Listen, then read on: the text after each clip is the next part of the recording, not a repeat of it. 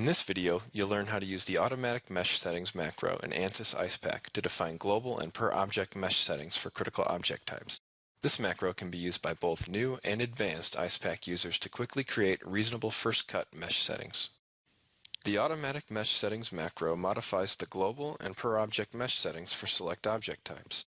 In the model shown, these object types include fans, blocks that dissipate power, a heatsink, walls, and a grill. Additional supported objects that are not included in this model are blowers, 2D sources, heat exchangers, and openings. First, I'll open the Automatic Mesh Settings panel. The Automatic Mesh Settings panel was designed to minimize user inputs and has 3 resolution options: coarse, medium, and fine.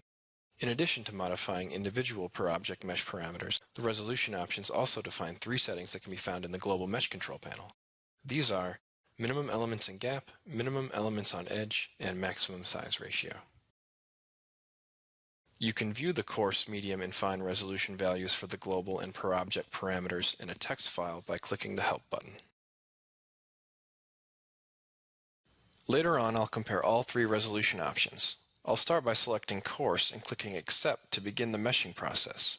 Once meshing is complete, I can open the Mesh Control panel to display the mesh. The Coarse resolution has provided a mesh with approximately 115,000 elements.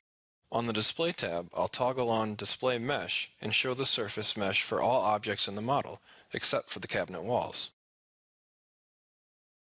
To view the per-object parameter values that were applied, I'll go to the Local tab on the Mesh Control panel and click Edit. Note the X, Y, and Z element count set by the Automatic Mesh Settings macro on the DDR1 object. If desired, I could modify these values and generate a new mesh using the main Mesh Control panel. Thus, the Automatic Mesh Settings macro can be used to create a first-cut mesh that can be manually tweaked by advanced users to achieve greater mesh control. Now I'll create a mesh using the Fine Resolution option, which yields about 450,000 elements. Notice that the per-object parameters for the DDR1 object are now different. We can see that the mesh count increases as we change the resolution from coarse to medium to fine. Here we can see a visual comparison of the surface mesh between the coarse, medium, and fine resolutions.